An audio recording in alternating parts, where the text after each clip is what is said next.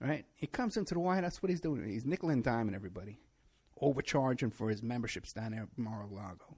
He's overcharging, renting space to the Secret Service, doubling, the rents in the Trump Tower. That kind of stuff. And they come up with this, Ivanka selling jewelry, Oh, I wore this jewelry to the organization. I want to sell it. This stuff about Kushner selling it. Kushner. Mr. Jared Kushner. Selling these investment condos that have visas attached to them to the Chinese.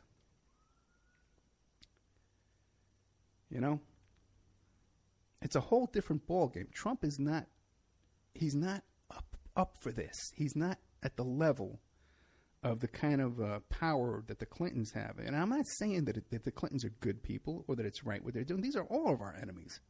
Trump and Clinton, these people are our enemies. There's no doubt about that. The 1%, Trump's now he's going to give $50 billion to the Walmart family by doing away with this estate tax, which is going to create a dynasty for these billionaires, where they're going to keep the money within their own families and with their own friends and their own people, and locking us out even more of opportunity that we have to live more and more like slaves. I'm not saying that the Clintons are any better. I'm just saying that they're better criminals than Trump can ever be.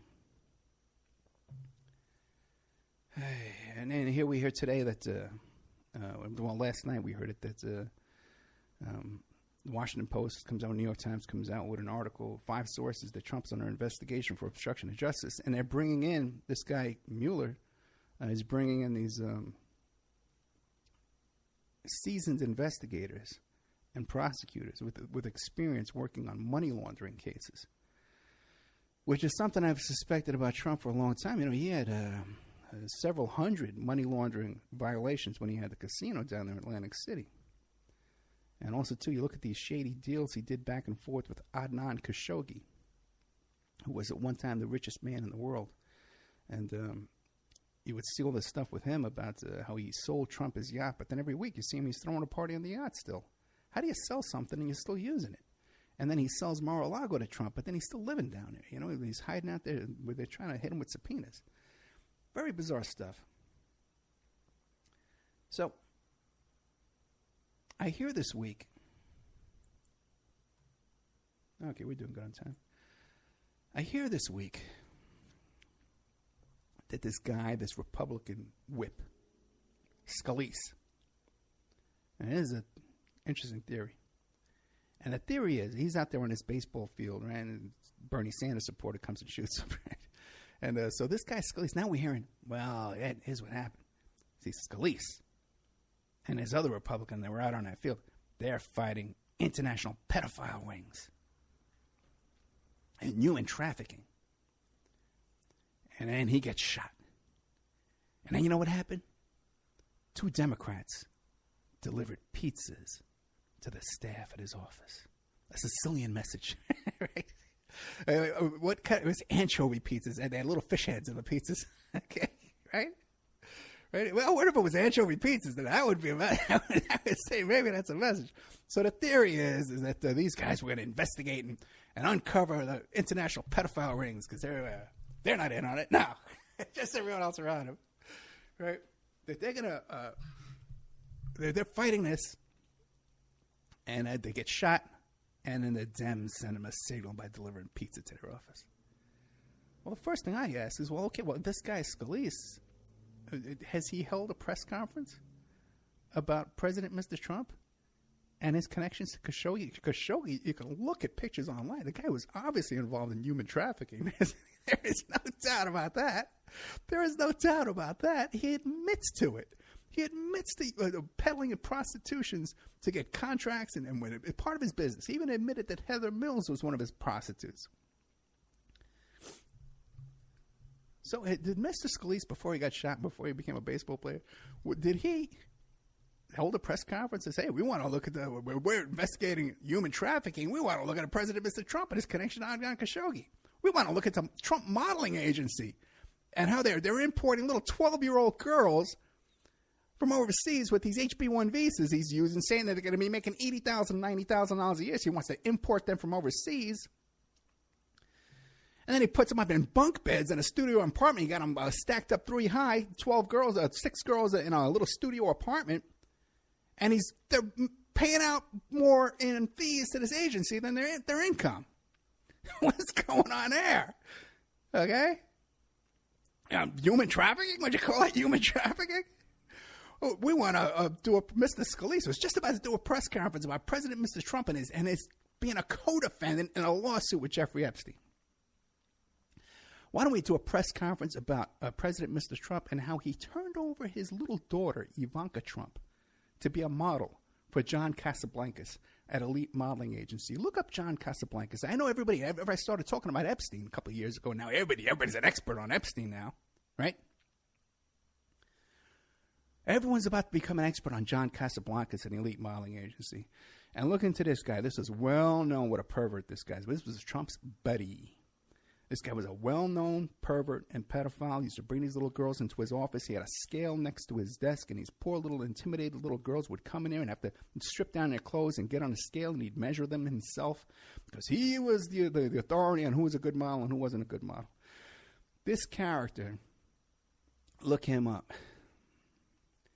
This character takes these little girls to Studio 54, and he does a little photo opportunity there, candid photos where they're being served cookies and milk in goblets and on a silver platter. Okay? All right? That's John Casablancas. Well-known pervert. Check this guy out. And when Trump is trying to get his daughter into modeling agencies, where does he put her? With John Casablancas in an Elite Modeling Agency. Take a look at that, guys. All right? Anybody else telling you that stuff? Anybody else telling you about that? Any of these nuts out there that are now all experts on Epstein and Pedophile Island and traveling on the plane and all that crap? Okay. Well, Mr. Trump never traveled on Epstein's plane. Okay, all you experts out there, do a search on Opperman Epstein. Okay, just put in Google Opperman Epstein. Okay, and then go back and find my first reports on Epstein, and then find out if anybody else was talking about Epstein before I was. You wouldn't know about Epstein if it wasn't for me. If I had not brought it up. Last week. Okay, we're doing good on time. I should take the shows all the time. Last week, I did a show. I think it was last week. And it was called COINTEL, Agent Provocateurs, Nuts and Con Men. And I got into all the stuff about pretty much about the agent provocateurs that we had experienced here on the Strip, in that case with Tashi Farmer and our protest friends, and some COINTEL stuff, my experience with COINTELPRO, being an activist since I was 17 years old. But we didn't quite get into the nuts and the con men. And lo and behold, what happens? We get this nut and con man comes out this week with this thing, with this dirty bomb in his container, right? And then later on, okay, he comes on the air first. He's making up all this crap earlier in the day. And he ends up his day, okay, by winding up in jails 12 hours later on some DUI type charge. And I looked into this, by the way, and I called down to find out what the charges were, because his friends were saying on all bold caps, it was drinking and driving, is what his friends were saying. People that knew him down there in Zanesville, Ohio. But I checked down there. I know a little trick to get this information real quick, quicker than calling the jail and calling the courts and all kind of stuff like that. There's little tricks you can use when you actually have some experience doing this kind of thing. Okay. All right. And I found out that his charges was physical custody, that he wasn't able to control his vehicle, and this was described to me as something he was weaving around on the road. He couldn't control his car. Then it was taken in. Now the story comes back later. Well, he was sitting in his car. He was taking a nap. He was meeting a source. A deep intel source in the middle of the night, okay? And so he was going to meet this deep intel source, and he decided to take a nap in his car. Now, you want to know, this is interesting. Now, this guy here gets busted for sleeping in his car, according to him, okay? We haven't seen the actual police reports, but I'll get them, okay? Now, we haven't seen the actual police reports, but the story as well, he was sitting in his car waiting for a deep intel background source. It was going to maybe this time there's a dirty bomb coming in by a plane. Okay, he's going to shut down Kennedy Airport next. This genius. And he happened to fall asleep. Now, I always fall asleep when meeting a deep intel source. But let me ask you a question. What about all the people that live in their cars? Aren't there thousands and thousands of people in every city that live in their cars all over the place? How come they're not getting arrested every night? Okay, just this guy? Okay, all right. Well, for now, we'll pretend we believe this nonsense. Okay? And we'll believe this nonsense for now. That's, okay. Until, we see the police report. Because, they're going to come out. I don't even have to do it myself. Someone else is going to pull them up. Okay, who cares, right? But it's fascinating to me that people, they try and send me these crap YouTube videos, and I come on there and I scream and yell about it, right? And these crazy YouTubers, right? And they try and infiltrate me and my show and my network and my friends. They try and infiltrate their nonsense and their BS into what we're doing here. Real work. People doing real work, risking their lives, doing real stuff with real information, with names and places and dates. Very rarely, you hear me talking about, hey, I got a source, an anonymous source. And usually when I do, what you'll find is if you go back and listen I'll be saying to you, hey, I'm about to have so-and-so on my show. And then suddenly they don't come on the show. And there's reasons for that kind of stuff. Because things come up, they hire me, things come up, and I can't talk about what we wanted to talk about. And then I'll say, well, I have some information, but I can't tell you it. But a lot of these nuts, man, okay, they try and hire me to dig up real facts and real information so that then they can go on stage and they can go on YouTube with their shaky cameras. I'm going to do a parody video of this, holding a shaky camera and weaving my head around. Proof of life. Look at me. I'm alive, guys. One of these stupid things. Okay? This nonsense. What do they need to hire me for if they got all these sources? What do they need to hire me for to work, to investigate their stuff, to come up with information that they can go on YouTube and present it to you? What do they need me for? And then I get some complete gibberish email. I'm a digital forensic investigator, okay? I am friends with guys that train the FBI, okay? Guys who write and train the software, okay? Or my friends since 2003 when cell phone forensics began in this country. The guys who investigated the Bin Laden, chasing Bin Laden in Afghanistan, okay? These are the guys who created this cell phone forensics, okay? And then they went and worked for these different companies. They founded these companies. I've known these guys since then.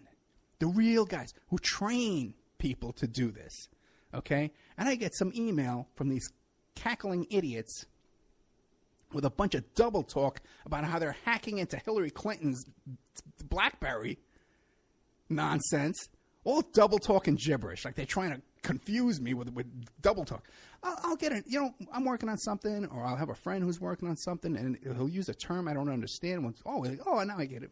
But an email full of crap that no one knows what the hell they're talking about. This is that far over my head. Give me a break.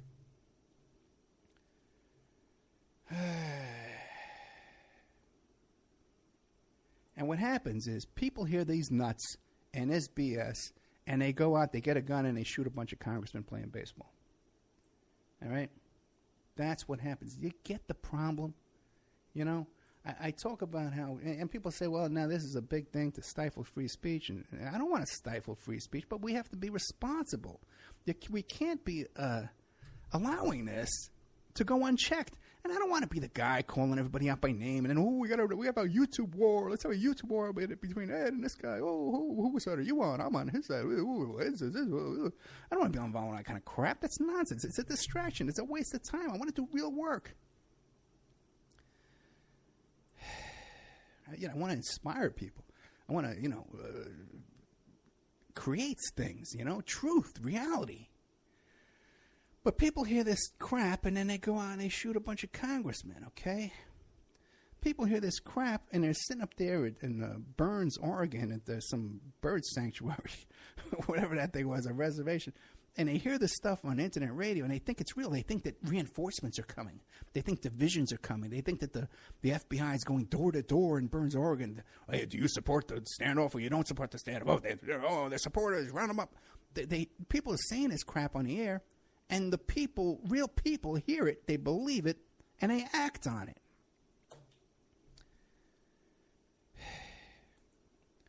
So while I'm in no favor of suppressing free speech comes with responsibilities, man. You gotta have some kind of, You know, and a lot of these guys too, they wind up on YouTube because they can't